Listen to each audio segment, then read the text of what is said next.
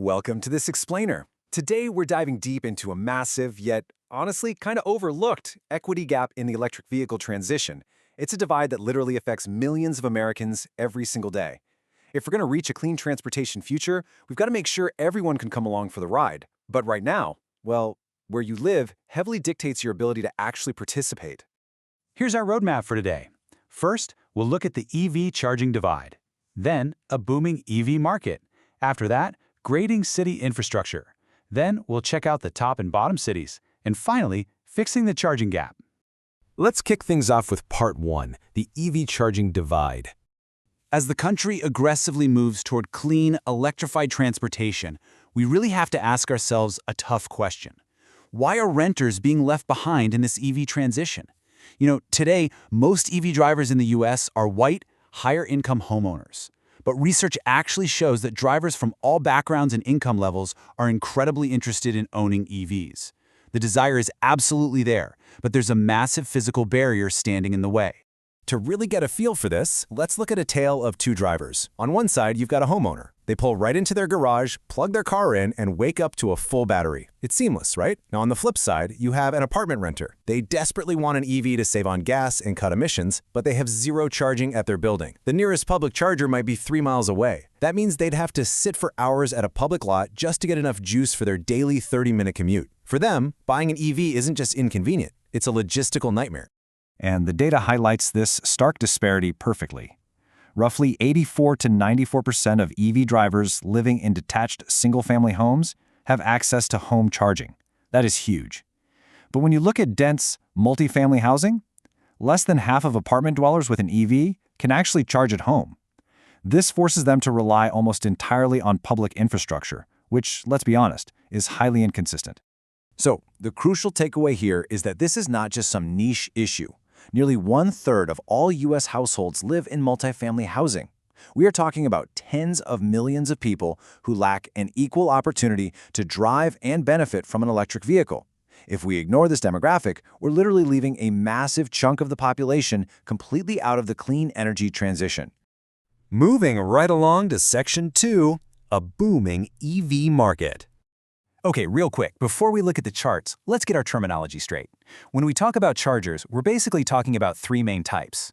Level 1 is your standard 120-volt wall outlet, super slow, mostly for overnight home use. Level 2 requires a 240-volt electrical upgrade. This is what you commonly see in homes, workplaces, and public spots, and it gives you around 14 to 35 miles of range per hour. Finally, Level 3 is your direct current fast charger, or DCFC. This is the rapid charging you see along highways that can fill up a battery in a matter of minutes. Now, looking at the market, the demand is just absolutely exponential. We're looking at over 4 million cumulative battery electric vehicles sold. In 2023 alone, EVs accounted for over 9% of all new light-duty sales in the U.S., with 1.2 million new vehicles hitting the road. We've officially hit a major tipping point. The demand is surging like wildfire. But, and this is a big but, the infrastructure is seriously struggling to keep up.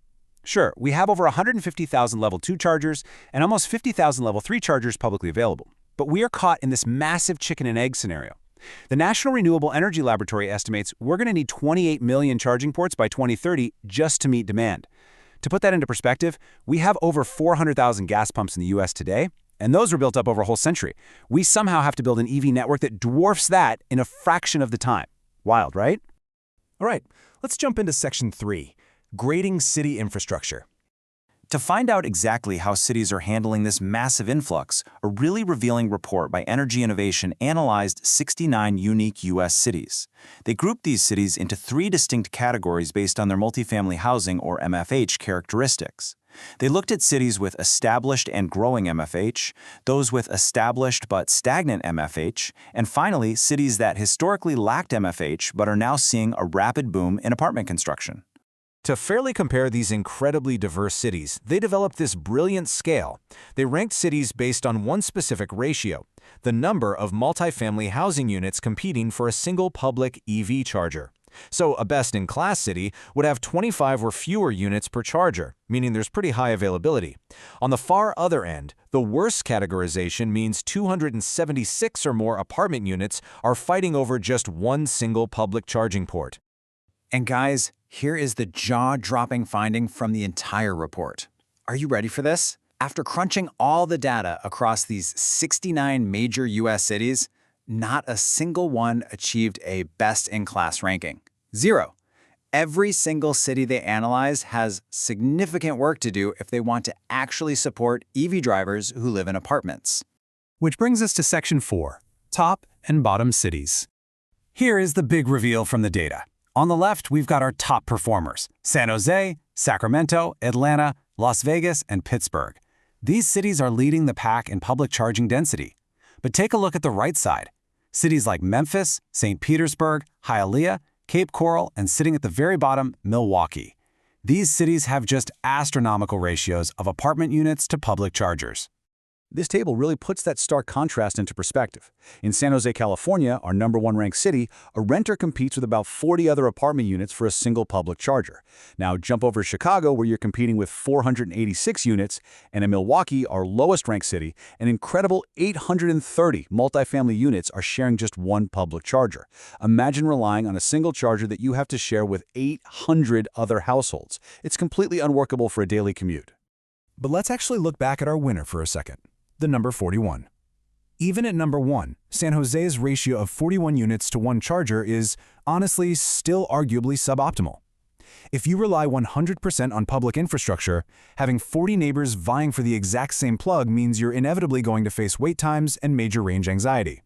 It really goes to show that even the so-called best city in America still has a very long way to go.